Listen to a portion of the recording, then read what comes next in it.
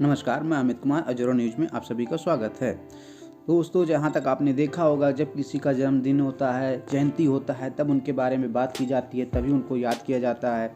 लेकिन आज हम बिना किसी जयंती और बिना किसी उपलक्ष्य के आज हम सम्राट अशोक और ऐसे महापुरुषों के बारे में इस चैनल पर आप लोगों को हम बताएंगे और उनके किए हुए महान कार्यों के बारे में भी आज हम बताएंगे। तो आज हम बात कर रहे हैं सम्राट अशोक के बारे में। अशोक का जन्म 304 ईसा पूर्व पाटलिपुत्र में हुआ था, जो कि आज के दिन पटना में है। अशोक मौर्य सम्राट मौर्य राजवंश के दूसरे राजा बिंदुसार और रानी धर्मा शुभांगी के पुत्र थे। सम्राट अशोक सम्राट चंद्रगुप्त मौर्य के पुत्र थे। उन्हें मौर्य साम्राज्य का तीसरा शासक माना जाता था। लंका ही की परंपरा के अनुसार बिंदुसार की 16 पटरानियां और 101 पुत्र थे। पुत्रों में केवल 3 के नाम ही उल्लेख हैं। वह हैं सुसीम, जो सबसे बड़ा थे, अशोक और तिस्य। राजवंश परिवार के होने के कारण सम्राट अशोक युद्ध में बचपन से ही निपुण थे। सम्राट अशोक को एक सरल और कुशल सम्राट बनाने में आचार्य चाणक्य का बहुत बड़ा योगदान था। साथ ही वह तलवारबाजी शिकार में भी बहुत निपुण थे। कहा जाता है उनमें इतना बल था कि वह एक लकड़ी के छड़ी से ही एक सिंह को मार डालने की क्षमता रखते थे। सम्राट अशोक के शासनकाल के बारे में आपको बताने जा रहे हैं। सम्राट अशोक को एक निडर परंतु बहुत ही बेरहम राजा माना जाता है। उन्हें अवंती प्रांत में हुए दंगों को रोकने के लिए प्रतिनियुक्त किया गया था। उज्जैन में विद्रोह को दबाने के बाद 286 ईसा पूर्व में उनको अवंती प्रांत के वायसराय नियुक्त किया गया। 272 ईसा पूर्व में अशोक के पिता बिंदुसार की मृत्यु हो गई। इसके पश्चात 2 वर्ष तक अशोक और उसके सौतेले भाइयों के बीच घमासान युद्ध चला।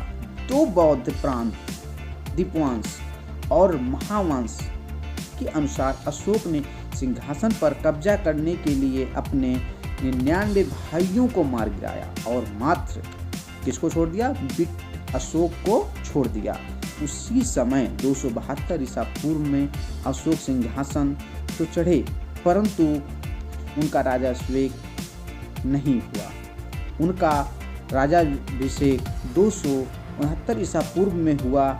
वह मौर्य साम्राज्य के तीसरे सम्राट बने। अपने शासनकाल के दौरान वह अपने साम्राज्य को भारत के सभी उपमहाद्वीपों तक बढ़ाने के लिए लगातार 8 वर्ष तक युद्ध करते थे। कृष्णा गोदावरी की घाटी दक्षिण में मैसूर में भी उसने कब्जा कर लिया, परंतु तमिलनाडु, केरल और श्रीलंका पर कब्जा नहीं कर पाए। सम्राट अशोक का शासनकाल और साम्राज्य के बारे में। अशोक का बड़ा भाई सुसीम तक्षशिला और प्रांतपाल था।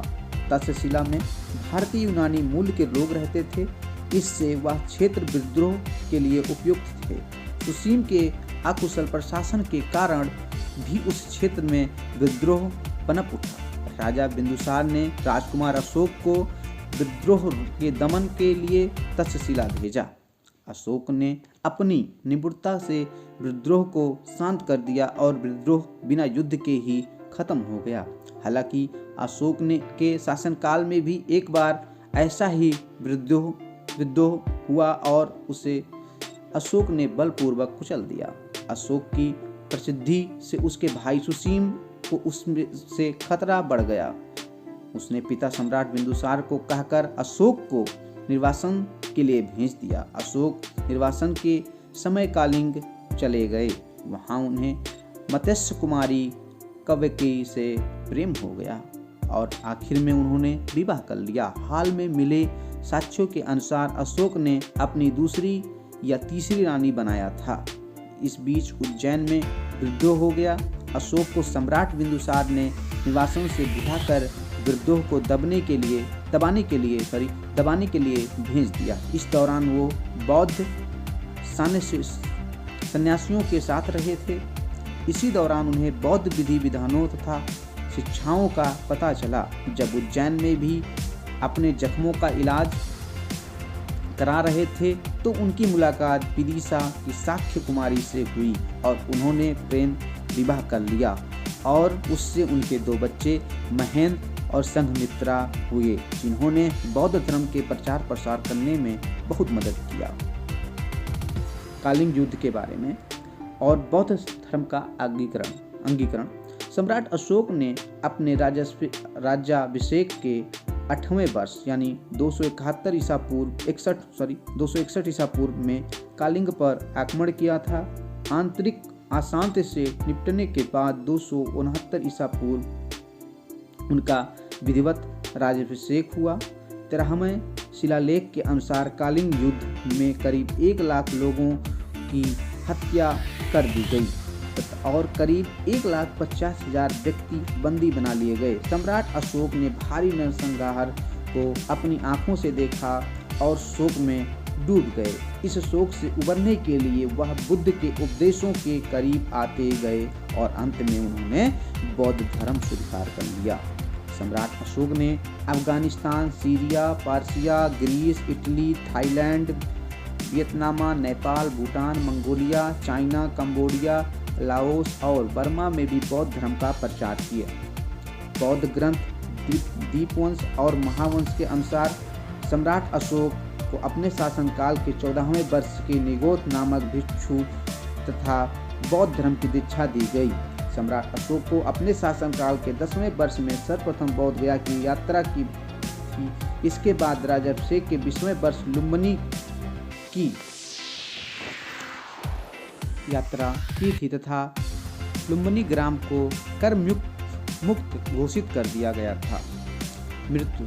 सम्राट अशोक ने लगभग 40 वर्षों तक शासन किया, जिसके बाद लगभग 232 ईसा पूर्व में 72वें वर्ष की आयु में उनकी मृत्यु पाटलिपुत्र जो कि अब पटना में है वहां पर उनकी मृत्यु हो गई। अशोक की मृत्यु के बाद मौर्य राजवंश लगभग 50 वर्षों तक चला। मगध और भारत उपमहाद्वीपों में कई जगहों पर उनके अवशेष मिले हैं। पटना के पास कुम्हार में अशोक कालीन अवशेष मिले हैं। लुम्बिनी में भी अशोक स्तंभ देखा जा सकता है। कर्नाटक के कई स्थानों पर उनके धर्मोपदेशों के शिलोत्कीर्ण अभिलेख मिले हैं। अब हम आपको सम्राट अशोक जी के कुछ उपलब्धियां बताते हैं। ऐसा माना जाता है कि दक्षिण एशिया और मध्य एशिया के सम्राट अशोक ने भगवान बुद्ध के अवशेषों को संग्रह करके रखने के लिए कुल 84,000 स्फूर्ति बनवाए। उन्हें उनके अशोक चक्र, जिसको धर्म का चक्र भी कहा जाता है, आज भी भारत के तिरंगे के मध्य में मौजूद है। मौर्य साम्राज्य के सभी बॉर्डर में 40-50 फीट ऊंचा अशोक स्तंभ अशोक द्वारा स्थापित किया गया। अशोक के 4 आगे पीछे एक साथ खड़े सिंह की मूर्ति भी बनवाई थी, जो कि आज के दिन भारत का राजकीय प्रतीक है। आज इस मूर्ति को भारत के सारनाथ म्यूजियम में देख सकते हैं। सम्राट अशोक से व्यक्तिगत जीवन और उनकी विरासत से जुड़ी कुछ बातें आज हम आपको बता रहे हैं। शायद ही आपको पता हो या जानकारी हो, फिर भी आज हम आपको बता रहे हैं। अपने भाइयों की सत्ता में जब सम्राट अशोक दूर रहे, तब उन्हें रानी कबकेई से प्रेम हुआ और आखिर में उन्हें विवाह भी किया। जब उज्जैन में वह अपने जख्मों को इलाज करा रहे थे, तो उनकी मुलाकात विदिशा से हुई। विदिशा महादेवी शाक्य कुमारी से हुई, जिनसे सम्राट अशोक ने विवाह किया। बाद में उनके 2 बच्चे भी हुए, महेंद्र और बेटी संघमित्रा, जिन्होंने बाद में अशोक को बौद्ध धर्म का प्रचार करने में मदद किया, सिलोन में, जो कि आज के दिन श्रीलंका के नाम से जाना जाता है। सम्राट अशोक ने पूरे विश्व भर में लोगों को बौद्ध धर्म के प्रति प्रेरित किया। उनकी मृत्यु 232 ईसा पूर्व में 72 वर्ष की उम्र में एक शांत और कृपालु राजा के रूप में हुई। तो हमारे चैनल को आप सब्सक्राइब कर लें, लाइक करें। आगे हम आपको ऐसे ही महापुरुषों के जीवन को लेके, उनके संघर्षों को लेकर आप लोगों के बीच में आते रहेंगे। दोस्तों, चैनल को हमारे सब्सक्राइब कर लें, लाइक करें, शेयर करें। नमस्कार।